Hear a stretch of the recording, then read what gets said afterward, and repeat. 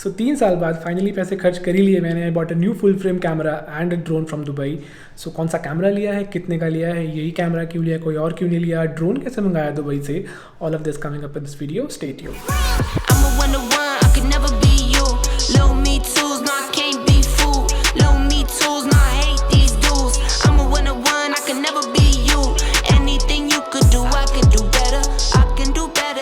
हाँ जी, सत श्रीकाल जी, welcome to the Punjabi wonders YouTube channel. तो अभी तक जितने वीडियोस आपने देखे हैं मेरे चैनल पे, they are all shot using this camera which is Nikon D5300। लेकिन this is a crop sensor, so low light थोड़ा सा इशू करता था, प्लस इसमें 4K नहीं था, इसमें स्लो मोशन नहीं था, तो बहुत सारे इश्यूज़ थे, बट काम चलाऊ था। इसकी जगह पे I have bought the new Sony A7C which is a full frame camera. तो ये मुझे पड़ा है 1.4 लाख की बॉडी पड़ी है, और उसके ऊपर अभी मैंने किट लेंस ही लिया है, तो टोटल 1.5 लाख। अभी आई बाय अनदर लेंस जो कि और 50, 60, 70 हज़ार तक का आएगा। ऑब्वियसली इससे महंगा है 3 गुना, लेकिन साइज़ में बहुत छोटा है। हाँ जी, तो अब बात करते हैं कि मैंने ये कैमरा, मतलब यही कैमरा क्यों लिया। तो एक व्लॉगर को क्या चाहिए होता है अपने कैमरा में से? पहली चीज़ सही होती है कि भाई लाइट वेट हो, क्योंकि हमें उठाना होता है ऐसे हाथ से। तो भाई हाथ, अगर तब के बाइसेप्स बहुत ही ज़्यादा बड़े हैं तो कोई बात नहीं, लेकिन मेरे जैसे लोगों के लिए वेट मैटर्स, इनफैक्ट सबके लिए वेट मैटर्स। तो लाइट वेट चाहिए, this camera is light weight. दूसरा होता है कि छोटा हो, कि कभी अगर मतलब पॉकेट में डाल के या कहीं थोड़ा सा भी कहीं डाल दिया बैग में, ऐसे जगह जगह ना गिरता हो। ऐसा ना हो कि सोचना पड़े कि यार ये कैमरा लेके जाऊँ कि नहीं लेके जाऊँ, मेरे पास गोप्रो है, गोप्रो ले जाता हूँ, छोटा है ना। तो छोटा होना चाहिए। So this camera is small in size and lighter in weight. उसके बाद चाहिए होती है एक फ्लिप स्क्रीन, जिसमें कि मैं खुद को देख सकूं कि भाई मेरे फ्रेम में क्या चल रहा है, रिकॉर्ड हो भी रहा है कि नहीं हो रहा है ना। जैसे अपने को दिख रहा है कि रिकॉर्ड हो रहा है, तो मतलब जो वॉल्यूम है वो गड़बड़ तो नहीं हो रही, और 36 चीज़ें होती हैं जो स्क्रीन पे आती हैं। तो स्क्रीन बहुत ज़रूरी है। सो जैसे मैं अभी मेरे को स्क्रीन में दिख रहा है, तो इसमें स्क्रीन है, फ्लिप स्क्रीन है। काफ़ी कैमरा में ऐसा आता है कि ऊपर घूमती है, ऊपर होता है माइक हमारा, तो माइक के पीछे छुप जाएगी स्क्रीन, तो कोई फ़ायदा नहीं। फिर कुछ कैमरा ऐसे आते हैं जिनमें कि स्क्रीन फ्लिप होती है नीचे को, उसका कोई फ़ायदा नहीं, बिकॉज नीचे होता है ट्राइपॉड। सो मेरे को चाहिए थी कि ऐसी वाली स्क्रीन कोई जो साइड में फ्लिप होती हो और पूरी 180 डिग्री फ्लिप होती हो, नहीं इट्स लाइक 360 डिग्री, कैसे भी घुमा लो इसको। उसको चाहिए होता है भाई बंदे को कि जब मैं उठ के चलूँ तो ये भाई स्टेबल हो, तो गंदी से वाइब्रेशन ना करे, तो काफ़ी स्टेबल है, राइट।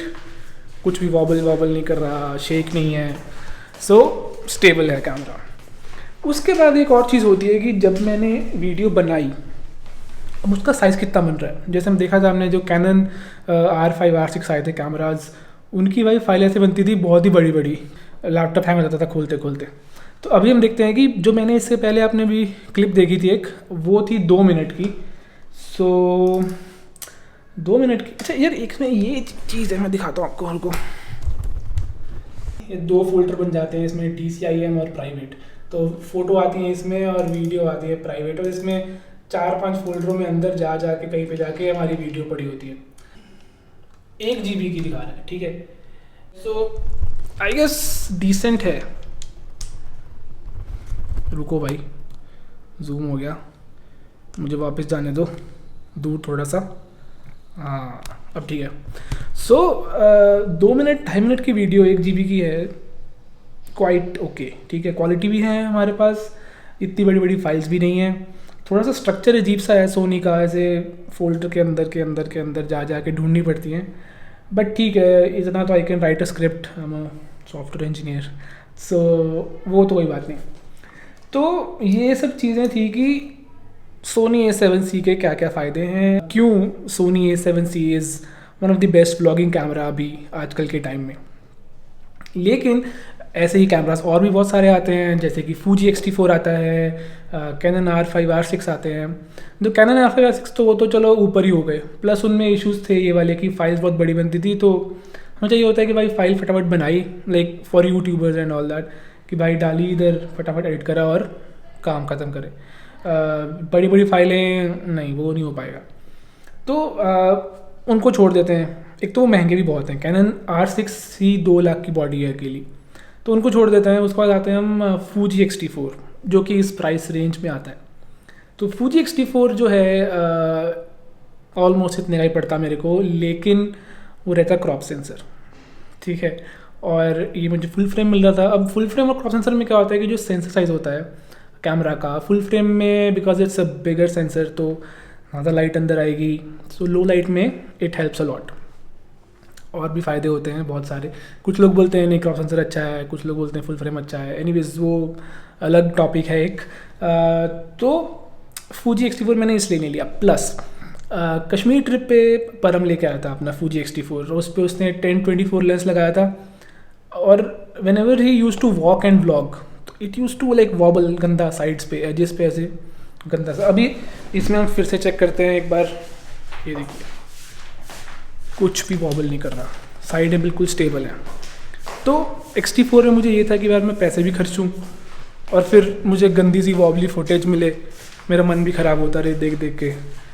तो मे बी मतलब आप लोग शायद नोटिस नहीं करते हैं ये, लेकिन जिसने बनाया होता है उसको दिमाग में रहता है, जैसे मुझे पता है कि वॉबल करता है, और मैं जब भी देखूंगा उस वीडियो को मुझे लगेगा यार वॉबल कर रहा है, वॉबल कर रहा है। सो दैट्स वाई मैंने X-T4 नहीं लिया। अब एक बात ये है कि मैंने जो लेंस लिया इसके साथ वो मैंने क्रॉप सेंसर लेंस ही लिया है। सो इफेक्टिवली ये भी एक क्रॉप सेंसर कैमरा ही बन गया। लेकिन वो लेंस मैंने क्यों लिया है अभी, just to start the things, ठीक है। जो उसका किट लेंस मिलता है दैट इज़ 2870। तो 2870 जैसे मैं दिखाता हूँ आपको, 28 जो फ्रेम बनता है वो ऐसा कुछ बन जाता, which is very tight, right. तो इसलिए मैंने 16 लिया है। 16 इज़ द क्रॉप सेंसर वाला फोकल लेंथ। फुल फ्रेम पे आके वो 22 के इक्वलेंट बन जाएगा, लेकिन स्टिल बेटर देन 28। मतलब I know it's getting technical, बात ये है कि it's a nice wide frame. मतलब ये मेरा हाथ थोड़ा सा ऐसे है, तो अब मेरा जो कैमरा है मेरे हाथ में ही है, तो ऐसा फ्रेम बन रहा है वाइड इनफ, मेरी दिख रहा है साइड में क्या क्या है, इतना टाइट फ्रेम नहीं है। तो ये लेंस सिर्फ 10,000 का ही था, तो मैंने कहा चलो ले लेते हैं अभी। अभी इसके बाद एक 10-18 लेंस आता है सोनी का, I maybe go for that अगर मुझे लगता है कि इससे मेरा काम नहीं बन रहा। वैसे तो व्लॉगिंग के लिए इतना फ़र्क नहीं पड़ रहा, मुझे स्लो मोशन मिल रही है, मुझे और चीज़ें मिल रही हैं। अगर मैं ये वाला लेंस भी यूज़ करूँ तो मेरा काम चल रहा है। इनफैक्ट आई विल बाय एक जूम लेंस लूँगा मैं, मे बी 2470 टाइप्स कुछ। या देखता हूँ, अगर मुझे लगता है कि यार कमी है इसमें तो 10-18 ले लूँगा। द थिंग इज़ कि अगर लगेगी कमी, तो अगर लेंस में कमी है तो I can always buy a new lens.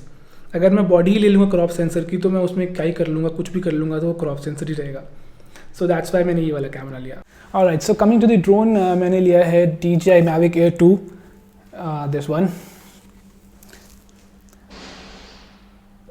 तो मैंने ये ड्रोन मंगाया दुबई से, so I got the combo kit which involves this drone, this controller, these 2 extra batteries and this charger. So all of this costed me 70,000 INR because मैंने Dubai से मंगाया था। India में इसका प्राइस है 1,10,000 के करीब। सो ऑब्वियसली दुबई से मंगाना फ़ायदेमंद है। अब दुबई से कैसे मंगवाना है, अगर आपको कोई दोस्त आ रहा है, रिश्तेदार आ रहा है, कोई भी एक्वेंटेंस आ रहा है दुबई से, so you can just ask him कि वो ले आए आपके लिए। अब मोस्टली लोग मना कर देते हैं बिकॉज उनको डर होता है कि कस्टम वाले पकड़ लेंगे, which is a genuine thing. So उसको बाईपास करने के लिए what you can do is कि इसको आप डब्बे में से खोल के लेके आएँ। तो कस्टम वाले तभी पकड़ेंगे आपको अगर उनको लगेगा कि यार ये ड्रोन बाहर से लेके आ रहा है और यहाँ पे आके ये बेच देगा। तो अगर आप उसको डब्बे को खोल के लेके आएंगे, जैसे कि ये किट मिलती है ड्रोन के साथ, तो आप इस किट में लेके आइए ड्रोन, कोई भी कुछ नहीं बोलेगा, कोई कुछ नहीं पकड़ेगा। सो या योर ड्रोन इज़ सेफ़।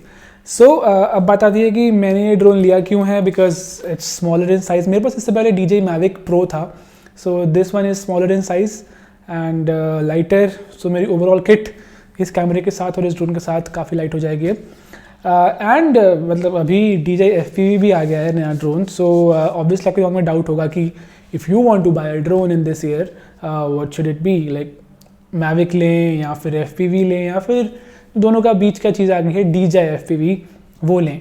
सो उसके लिए मैं लेके आऊँगा आपके लिए नेक्स्ट वीडियो जिसमें हम करेंगे कंपेयर DJI FPV को Mavic से और नॉर्मल FPV से। So don't forget to subscribe to the channel, press the bell icon. I will see you in the next video. Good bye.